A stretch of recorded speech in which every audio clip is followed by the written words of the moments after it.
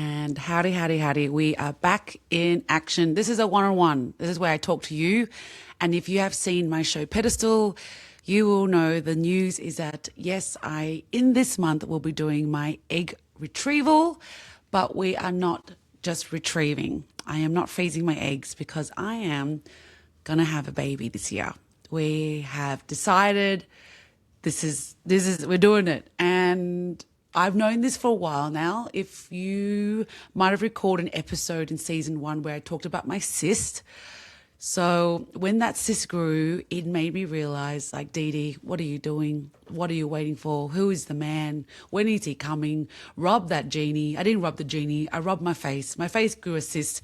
And the cyst is a constant reminder that Dee Dee, he might not come. And you might keep rubbing other moles and grow more cysts. And let's not do that. I have learned that you cannot live life with regrets. And so I am here living every day going, we will have this child of my own and we'll figure it out later. And I think my dating pool will be much better. So that is the news. If you saw Pedestal in Melbourne, this is what you missed out. But I am so relieved and excited that I've finally made a decision and having balls to do it. I needed to step up for myself. I have a wonderful community and family around me. I feel very lucky that everyone wants me to have a baby. That means that I will probably be a great mother. I hope. I know. Actually, I do know. I can't wait. And in saying that, I went through a pretty dark well last year, May to August. Sometimes you got to go straight into the forest and figure it out and then come out, and then you have this beautiful realization that the one thing you ever wanted was to be a mum. Also be loved, be held in love. And I do still believe in love. But the more I wait, I'm just scared my endometriosis will get me. I'm scared that my hips won't be moving anymore. And also, I don't want to go on a date and make a man feel pressured to be on my timeline. And dating should be flirty, fun, and sexy. And I realize my dating, and if you've seen Pedestal, I'm very upfront. I'm very honest about what my needs are. And then it didn't work out because it freaked everyone out. It freaked me out. I came home feeling very redundant, unsexy, and only when I got my cyst removed did I have this wonderful, like, once that realization happened, that I realized that maybe I'll have the baby and still date and he'll be available and there'll be more men available because I've made a choice for myself and not waited for someone to be part of that choice. That would have been a great scenario if I was younger, if I as an adult had more self-love and awareness of myself and had dated quite a few douchebags. Lessons are learned, and I'm learning this lesson now. So we're doing this. As you know, if you've done your egg freezing before, it all relies on your period arriving. I've spoken to my fertility doctor and he's all on board. I went and had a meeting with him in November.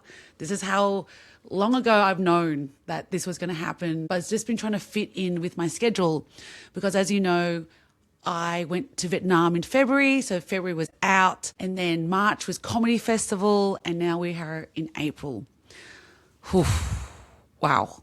I just want to say thank you to everyone who's been so patient, who have all known this, that I should have a child. And it was hard. It was hard processing that because I thought there was an order to it. You know, you fall in love, you meet that person and they come inside of you, and that was all. But unfortunately, I haven't met someone that is aligned to my values, that is got a house. And, you know, I have standards now, and I think that is my own self-learning and self-worth and self-love.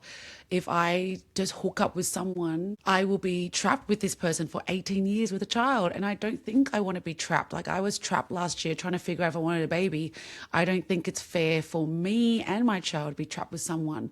I'm not saying all men are bad, but the men that I have been in my orbit haven't been on that journey with me. And I'm not even saying that's bad.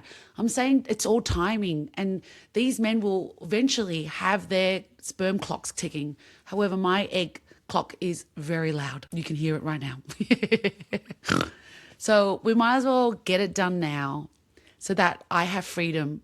And a dear friend of mine who is currently typing on her laptop right now, I'm trying not to get distracted by her. She said something which resonates with me about why it's so important as an artist we need to have, which is peace. And this gives me peace because it means I choose this for me. I am holding this space and time to create something for me. And I've been creating art for so long. I can't wait to create this. And I'm just putting it out there to the world that this will happen this year, whenever that timeline is. I feel like it's important for me to be honest about my journey is because I have been very honest about most things in my life. I put it all out there because as an Asian Australian woman, there's not a lot out there from our own journey. I also do my stand-up and I do have my heart on my sleeve. And so this is my heart out there saying, hey, we're on this new journey. We on a new journey of love, a new definition of love of the pedestal. And we are opening our hearts to it. And I guess, if you are filled with a calling to leave a job, leave a relationship, or do an activity that gives you hope and joy and peace, go do it. Because the longer that you hold on to that dream that may seem unrealistic, which was for myself, hoping that there was a partner who was going to be there for me, to be my sugar daddy, to be my maternity leave. Unfortunately, it is not on my timeline. And I could wait longer. I could wait longer for him.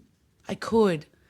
But I had to go back to my number one goal in life was to love another human. And I just want to give birth to it. And I've watched beautiful art in every form. And watching Hamnet in February, I had a Valentine's date with Lizzie and we watched Hamnet together. And I cried for 80% of that movie because I was craving that love for a child. I felt my heart going, please give me more love. I know what to love my family, to love my nieces and nephew, to love my vagina. But there is something about motherhood and child love for me that I really feel will expand me as a human. And I really want that expansion. I feel quite redundant in my work. I feel redundant that I'm still talking about dating and trying to meet him. But I will meet them. I'm meeting the child. So by doing it, we are going to have a baby this year, 2026, wherever that month is. But I just want to say thanks. And I just wanted to update you. I'll be updating you about my injections. I'm thinking about calling it how to get pregnant in 30 days. Yeah, how to have a baby in 30 days. We'll see. We'll see what comes in my brain when I get inspired.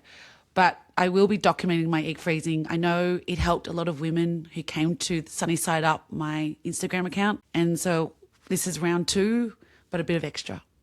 So I will be here for Q&A questions and also for hugs.